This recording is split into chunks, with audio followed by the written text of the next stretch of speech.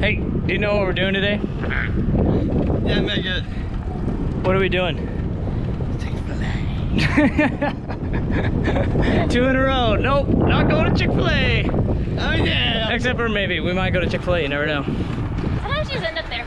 Sometimes. Sometimes it just happens. Sometimes I just end up at Chick-fil-A. Oh That is true. Yeah, Cory? I think we're gonna go look at some murals, cruise around, do the touristy stuff. Yeah. We'll see what happens. Hello, it's Blake from the future, and this is a really good episode, despite the fact that we didn't do anything too crazy or new or go on some insane adventure. We just hung out and rode, and we're friends. And I think that's the point of this episode, is that these bike rides are incredibly valuable, regardless of what we do or where we go. The friendship and the time spent together is what matters. And I think you're gonna enjoy getting to know Cory a little bit better. He's really expressive and funny in this episode. And at the end of the episode, I get the great honor to interview Mama Jones, and just to talk to her about why these bike rides are valuable for her and for their family and for Cory. So stay tuned to the end for that. You literally never know. But then it happens. Is there a particular reason we never follow these like little stop signs? Because following the laws is lame. 10, 9, 8, 4, 3, 2, 0. We made it!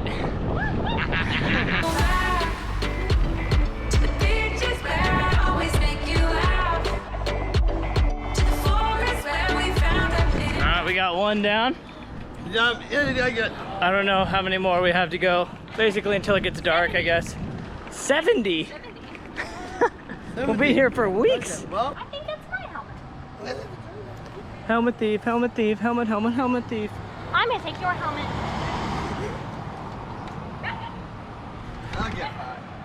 Okay, fine. I like this one though. okay. I think this one looks better on me. What do you think? Okay,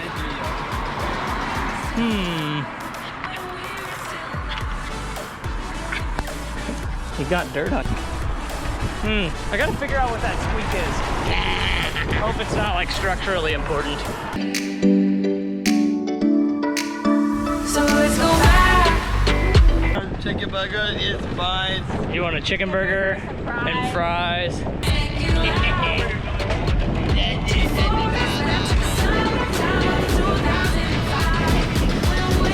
So is past 2. It's a movie. It's a movie? Yeah. What's the movie? And past 2. Pets 2? Yes. Yeah. What are the dogs' names? Max and Duke. Max and Duke? Sweet. Is it a good movie?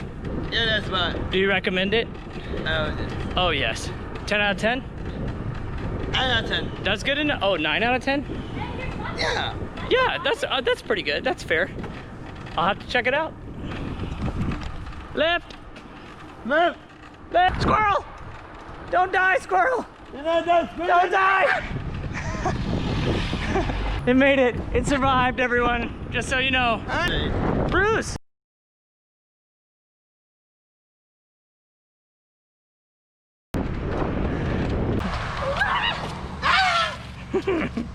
Sweet, man. Hey! You have such a...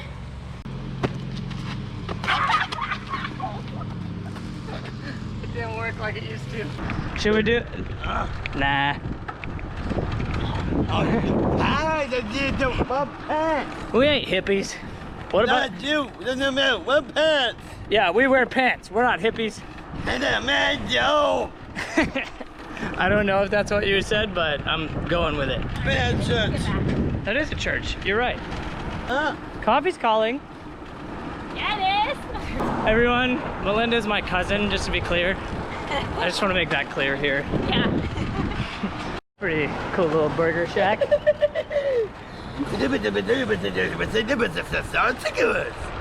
Look, there's another mural. There's a Vincent on that one. Love Heights Love.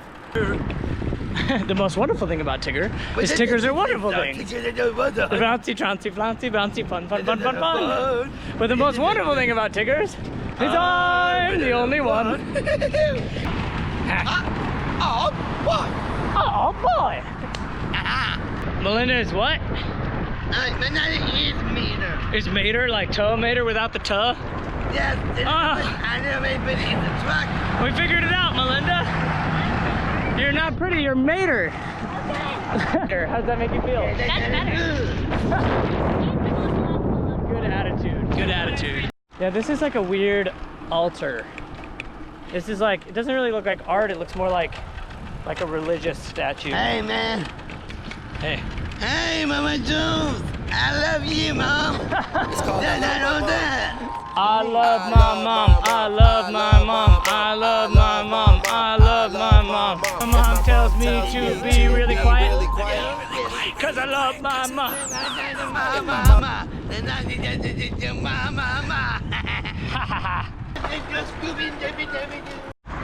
Do you think we're ever gonna make it to Chick-fil-A? Yeah.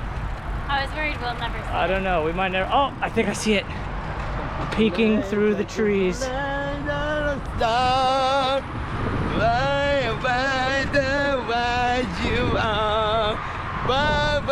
So high, there's no time in the sky. Take a flight, the star.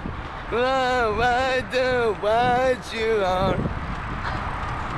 And that was Twinkle Twinkle Little Chick-fil-A. By, as made famous by Cory Jones. Twinkle, twinkle, little star, wherever you are, the parasite, night I dream it, let us cry. Twinkle, twinkle, little star, riding right here.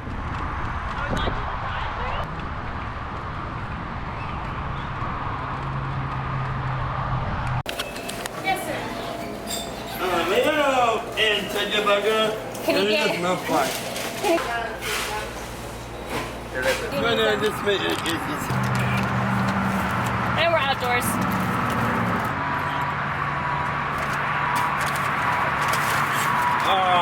Often.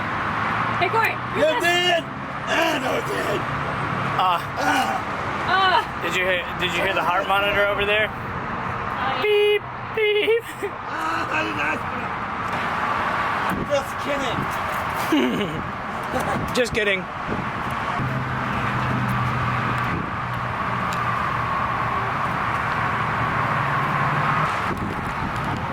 You ready to go? There you go. Okay. Let's go. Come on.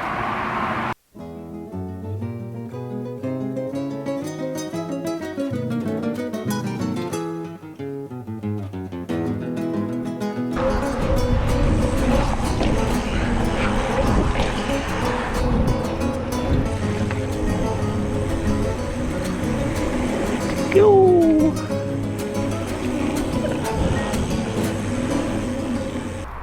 So Diana gave me a chance just to pick her brain a little bit. And so the first question I asked her was, why are the bike rides important to you? Why are they important to Cory? And I thought her answers were really good and helpful, and I learned some things. So I'm hoping that you will too.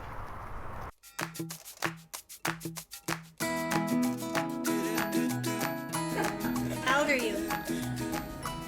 I'm a 21. 21. That's right. Cory is my favorite, but I tell him not to tell his brother and sister because I tell them the same thing. He is a very kind human. He is very considerate and thoughtful. Yeah. One of his great talents is he is a connector. He wants to you want to connect people with each other, make sure that everybody feels comfortable and welcome wherever they're at. Pre-COVID, he would we found opportunities. So especially in Houston, a big metropolitan city, you're going to have lots of things that you can find to do. I would say we're very busy, but he definitely does not have enough opportunity to be friends with people or to hang with people that don't have a developmental disability. Parents are definitely worried about that. Yeah. In fact, it's a fear that they have, that their kids won't have that. When he was little, it never crossed my mind that as an adult he would have friends that did not have disabilities. I didn't think that far ahead. I just was focused in on what we were doing right then and there. And when they're little, they do have friends. They have close friends that don't have special needs because they're not aware yet of themselves. And so probably up till 3rd grade, he had plenty of typical friends that were in the general education classrooms, and he hung out with them and they hung out with him. And then I think that self-awareness kicked in, and that's when it all started changing. And I went to a workshop that specifically talked about this, and it said, the person speaking said, as parents, we need to find those friends. We need to encourage those relationships. And I remember my friend and I, when it was over, we just cried, and I said, I don't know how to do that, and I'm afraid I'm going to get mad at their mom if their kid's not friends with my kid. I don't know how to. It was such a general statement, and the person who was speaking had a video, and it just, I think I realized that may never happen for Cory. We just didn't know how to maneuver through that, and so for us, we just prayed and asked God to put people in his life that could meet those needs that we can't meet as parents, and that his siblings can't meet either because they're siblings. And then we just wait to see what happens. So I think there's ways for it to happen, but there does have to be a little bit of consistency and pursuit. You didn't love you. I love you. Well, I think Cory deserves to have his best life, just like you and I. And Cory loves being with Mom and Dad, but he grows when he's with other people, just like we all do. The bike rides have given him such independence that I could never provide for him. I think he feels like one of the boys. I think he feels like he is 21 and on top of the world. And for Brian and I, it's helped us to let go a little bit more and to let him be independent. When y'all are gone past dark, I start to shiver. I just start getting so nervous. But I know he's in good hands, right?